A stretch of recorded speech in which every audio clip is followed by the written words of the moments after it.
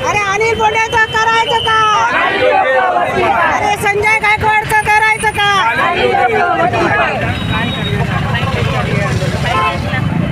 महाराष्ट्राची संस्कृती ही संतांची संस्कृती आहे, स्वाभिमानी महाराष्ट्राची संस्कृती आहे। पण या भाजपाच्या आमदार खासदारांनी ही संस्कृती रसातळाला केलेली आहे।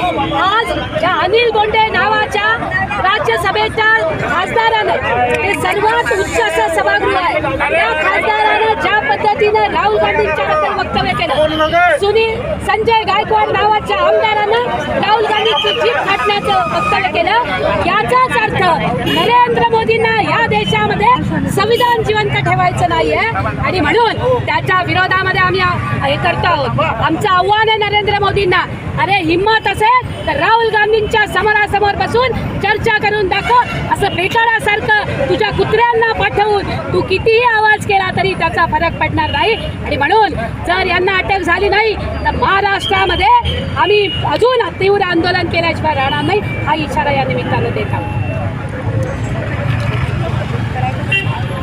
भाजपाचे खासदार हे चौताळले आहेत। महाविकास आघाडीचा लोकसभेला आलेल्या यशामुळे यांचे सगळ्यांचे डोके फिरलेले आहेत। ज्यांनी भारत जोडो पायदळ यात्रा काढली, जनतेला जोडलं, सर्वसामान्य लोकांपर्यंत ते पोहोचले, असे आमचे आदरणीय राहुल गांधी यांचं यश त्यांना त्यांच्या डोळ्याने पाहिलं जात नाही, म्हणून त्यांच्याविषयी असं बेताल वक्तव्य ते करत आहात। खरं तर तुम्ही लोकप्रतिनिधी आहात आणि आपल्या भारत देशाची संस्कृती त्यांनी जपली पाहिजे, आपला आदर्श समोर ठेवला पाहिजे, पण त्यांना संस्कृतीशी काही घेणं देणं नाही।